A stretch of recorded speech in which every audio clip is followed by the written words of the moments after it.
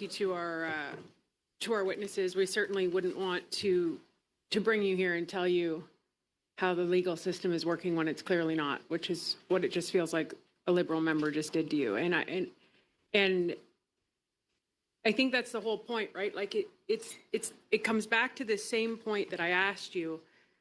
Why would a woman or anybody who's a victim or survivor come forward when they know nothing is going to happen? And why would an abuser stop doing that if they know there are no consequences? This is all law. This is everything you've said today, Kate, is to the point of there is no consequences in this current justice system. There is nothing in place to stop someone from actively going out and murdering someone in broad daylight. In broad daylight. Like, I don't know how more serious we can get today, folks. Like, so to sit across the way with the Liberal member and to say, oh, well, let's go into the weeds here. C-75 is doing a great job. It's not. It's not working. People are dying. Let's cut it and do what is happening here.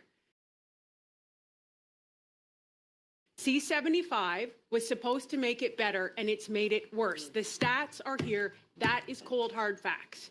So I guess I would turn to Miss Alexander again. And I think one of the things people don't understand is Jordan's rule. How could you have somebody who literally bludgeoned you, in your words, almost to death?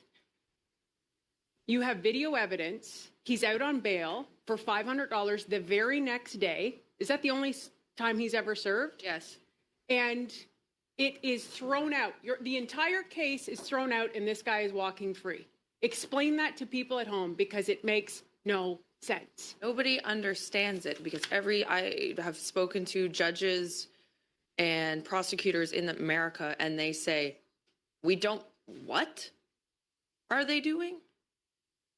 What are you guys doing up there? It's a national embarrassment.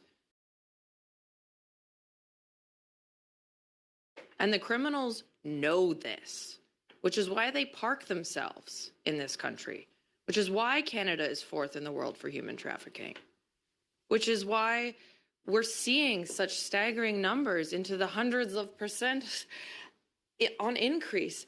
And all these stats are people. All these stats are people like me, are your sisters, or your siblings, are your relatives, are your neighbors. And currently and for so long, there has been no justice system in this country. And I'm really sick and tired of having to repeat this when it's so blatantly obvious, because I am losing a sibling, a survivor sibling, every single day. I can't handle the phone calls anymore. The text messages, the Facebooks, the emails. Hey, she's dead, or hey, he's free, or hey, he's out on bail, or I have 38 charges against him, but he gets permission to see my child. And he just raped me and impregnated me again. I'm not kidding you. This is what's happening in this country. They keep doing it because there's nowhere, you don't put them in custody. There's no consequences.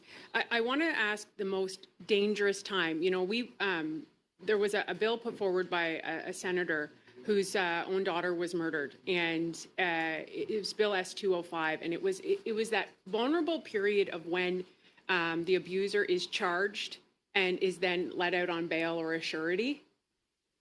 That is, would you say, Ms. Walker, the most vulnerable time for violence and potential murder to happen? I think the most dangerous time for that to happen is at the time of separation.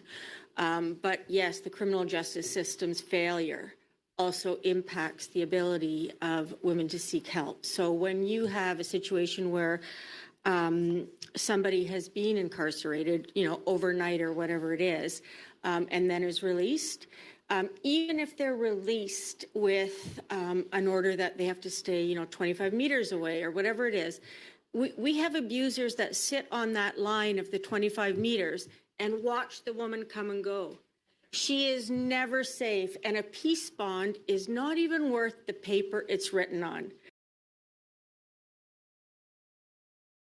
So and this is what women and girls are facing. And that bill, they wanted to give the authority to the survivor so that she or whomever, men are victims of this as well. Let's point that out.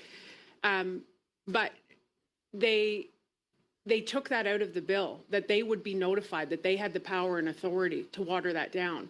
And so these are the kinds of things that you have to change the law if you are going to change this. The last point I'll make is about incarceration. And, you know, we have these crazy stories of, you know, these children witnessing this violence.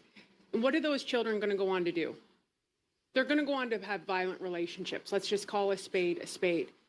If we don't have programming in place in the jails to support men to understand why they are violent, they can't be walking free because they're not capable of that. But if we don't fix our inside of our prison systems, we are going to have a merry-go-round.